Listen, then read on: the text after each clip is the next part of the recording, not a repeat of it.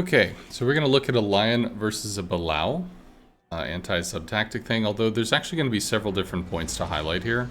And also worth knowing that you're not going to be against just a Balao, you're against a Balao and a Yamagiri. That's fairly late in the battle, so just to point stuff up here. Initially we're not moving, and we can see the Annapolis is pulling rather far ahead, and we are against an FDR which shows up. Don't be afraid to pull in a little closer to be able to tighten up with cruiser assets in a in a carrier game, at least until the carrier is kind of shown where they are, etc. And the fact that the FDR likely spawned down here means that that could be a world of hurt, and you may need to use your Annapolis. He is going to swing by and go for you, but you're going to be able to pull a little bit of a juke, which is going to reduce the damage coming in pretty substantially. And then he's actually going to go after your CV. Now, firing at this destroyer, this is something you would fire at maybe 3 to 4 kilometers away. Not something like 15. So 8 something seconds distance on this is going to be pretty significant. You're going to want to put the DD over on the edge of the reticle or even further. What I can recommend is if you're kind of feeling out new ship lines or you're feeling out different guns, you can try a nomogram. The nomogram gun sight can be set for the dynamic reticle that you want to use and give you a fairly good idea as to where to place the reticle, at least as a start. It'll tell you 30 knots, it'll tell you 20 knots, you need to lead roughly this much. Paulo Emilio might be going 40, so you just kind of double what the 20 is. But this is not lead enough, so we can see that the shells are not going to connect with the destroyer at all. It's worth noticing at this point that the CV is going to be going for the Immelman, and in fact that's something that the CV is going to continue to do, is just beat the crap out of the CV until he kills him. The Immelman just kind of sits there and gets wrecked. But that does mean that the CV is not going to be on top of you. You wouldn't necessarily know that at this point, but it is still something to know. So being between an Annapolis and a Golden Liu, because I'll never know how to say that, is the correct play, because that's going to block 2 approach angles for you. So I like this position, except because we still don't really know what's going on because the Immelman hasn't lit over here. You might actually want to be in a bow out position, kind of like the Golden Liu is. The Annapolis pushing over here seems a little sus, and in fact it's going to be pushing into a battleship, so that's a little concerning. And then we've got the double DD thing. To this point, it's 5 against 4.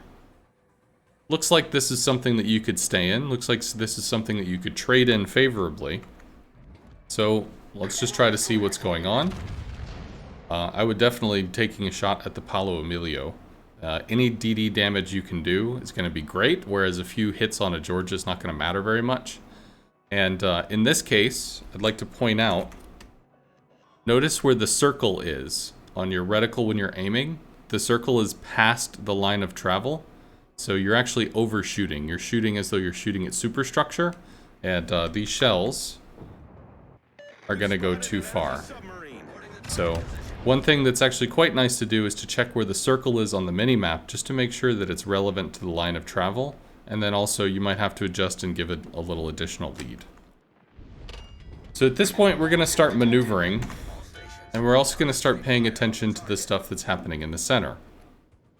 It's a Balao Yamagiri was sighted versus a Gearing and a Balao, and the Gearing is bailing. I guess maybe he's scared of the sub, but your sub is also hurt. Maybe from Schlieffen dive bomb planes, maybe from something else, whatever it is, but your Balao is hurt as well, so it's not going very well for you in the center. Now, you can go over here and try to assist, but you're a battleship. You need a front line.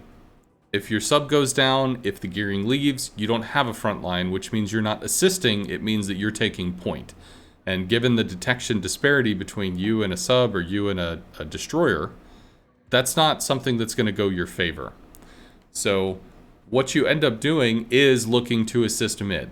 You're going to leave the A flank. You're going to leave 2 cruisers and 2 destroyers to try to fight solo against a destroyer and a sub, which will be tough.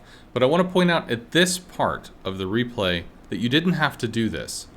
The Immelman is getting the crap kicked out of him by the FDR, so unfortunately he's not long for this world. Those torps are just going to go right for him and do the thing. But But I would rather you stay with this group. You might lose mid, and that will be unpleasant.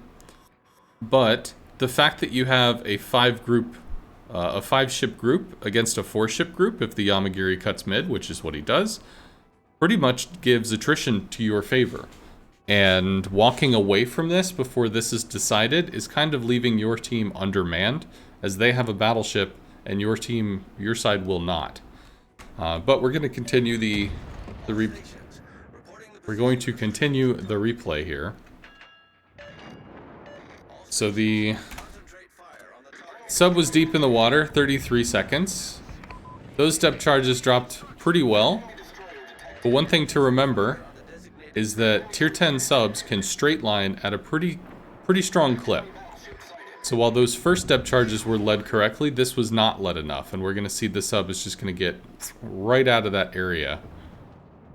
Meanwhile, we also get some information on the minimap that the Yamagiri is depth charging your submarine, and because the Yamagiri is not spotted, there's nothing that's punishing it. So you're going to lose a sub. So your sub is going to go down. You got the Balao to about half health. We know where the Yamagiri is. And you in-capped some torpedoes, which is cool.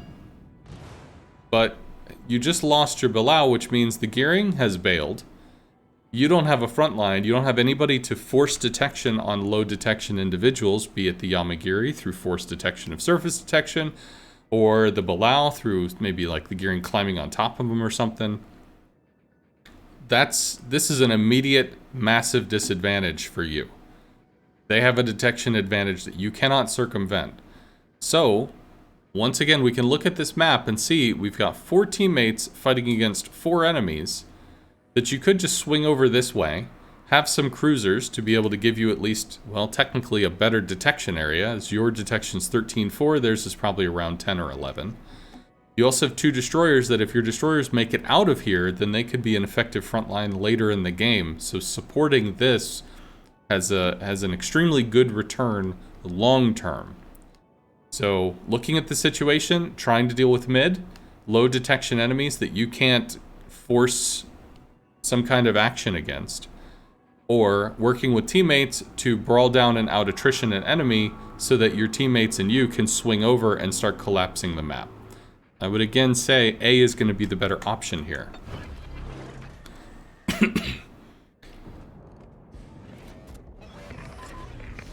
So B is being capped, probably by the Balao, by the way that this looks like it, because he was knifing down. Which means the Yamagiri might be in Bravo, might be somewhere else, we don't really know. But it turns out this massive turn of yours does good stuff, as you do not eat torps. Over on the side, the George is pushing, Benham is running, and looks like they've lost a DD. You are still rocking 2 at the moment, and they now have CV support. So it looks a little rough over here, not gonna lie. They might have killed a DD, but still. Alright, so you're about to take a shot here. And you'll get a hit. The reticle, the circle is a little over the line of travel, so they are gonna go a little high. And we can just see what that looks like as the shells go past. But this position, you are now 90-degree split between the Yamagiri and the last known of the Balao. You are in a crossfire. Granted, it's a crossfire by torpedo, not by gun. It's a crossfire not by, battleships that can citadel you.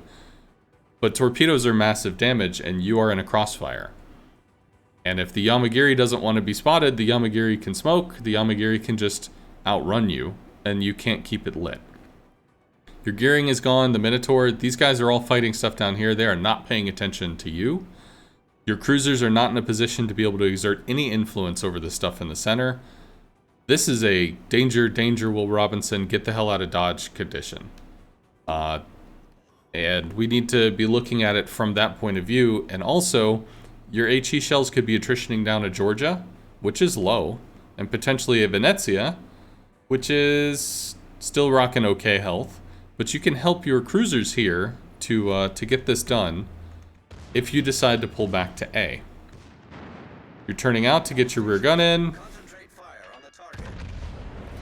throw a quick shot, and Alright, so we're turning away. We're turning away from the crossfire. Smoke has been called from the Yamagiri, so he burned in a consumable just to make sure I don't want to be spotted. And it does actually look like the Georgia went down to Benham Torp, so grats to your guys. Suddenly it's just a Venezia Benham now. You can disengage from this. When A goes your way, if your cruisers are able to bully down the Venezia and the Benham is either killed or run off, then you can have a pack of 5 people moving forward, taking B, pressuring these guys up against a wall, doing whatever. But instead forcing the engagement between a DD and a sub could be something that kills you. And that is what happens.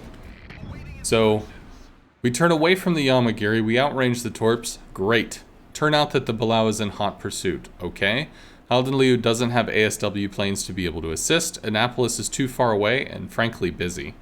Which means it's you versus sub. Okay, you're pointed away. You can kite out here. You can cause this to take more time than it needs to. If the sub wants to get homing torps in on you, he's got a ping. There will be an advantage if he's got a ping on you as you're running away, because the interaction point will be on the opposite side of your ship from the sub, which means the torps will actually home better. Remember that you do have to lead significantly to hit a fast-moving sub, and odds are he's just charging you straight on. So I don't know if these depth charge actually hit. But at this point, you're kiting. This looks like it's won. The enemies down at sea are too far away to really pose any form of threat to you. At this point, the Yamagiri would have to chase because you've left the crossfire. It's just you and the sub, and you need to buy time. But instead of buying time, you're going to take the fight. And I ask, at this point, what do you gain by taking the fight? You get secondary range. Okay.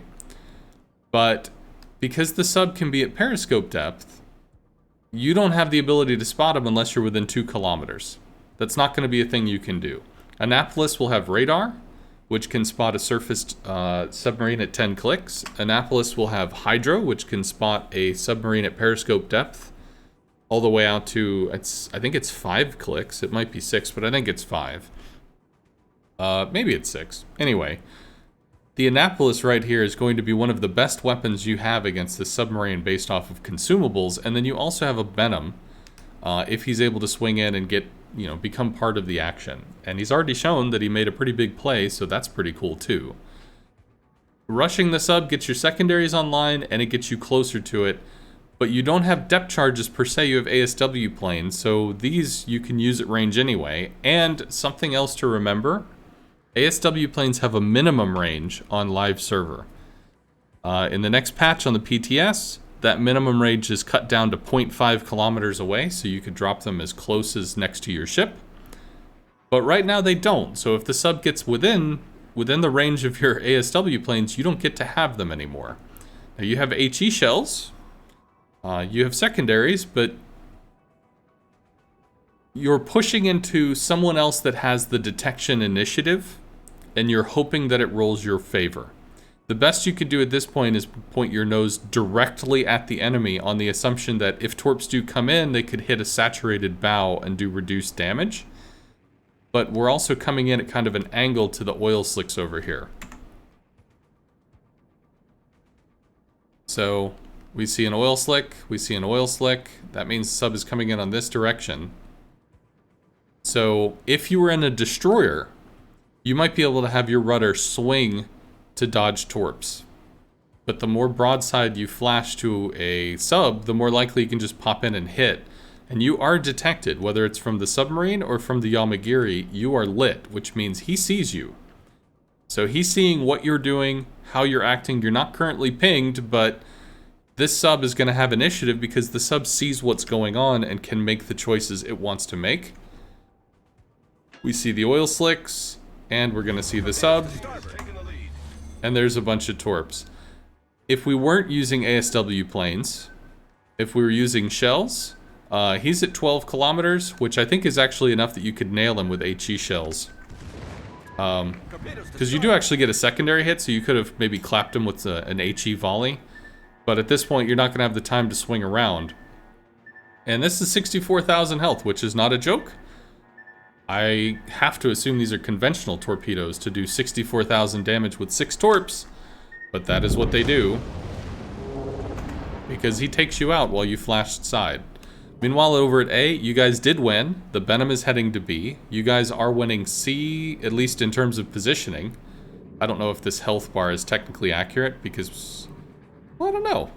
That is interesting. Oh, because the FDR is off screen. That's probably why it is.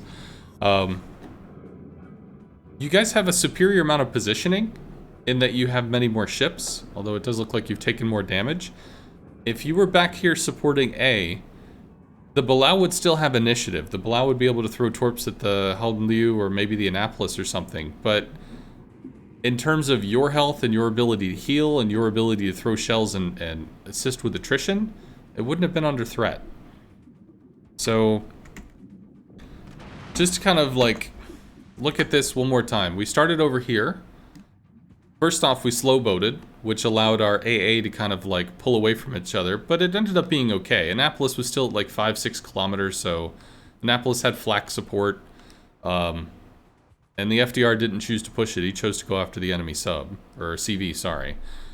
But when you left the A flank and you decided to try to solo a destroyer and a sub, first off, that's a 2v1, which you never want to put yourself in a disadvantaged position, surface ship or otherwise.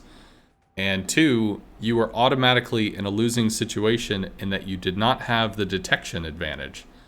You ceded the initiative to the enemies to do what they wanted to do. Yamagiri never landed any torpedoes on you, which is pretty cool, but charging the Balao there, I think, was a mistake. You could have gone north or cut out this way and looped around the Annapolis. It might be that the Balao just killed the Annapolis instead, but at least he has tools to attempt to deal with it, like potentially hydro or potentially radar, if the Balao feels unpressured and able to surface to regain depth time. So anyway, I hope this was useful. It did take me a little while to record, because there were multiple different points I wanted to highlight. But yeah, have a good one.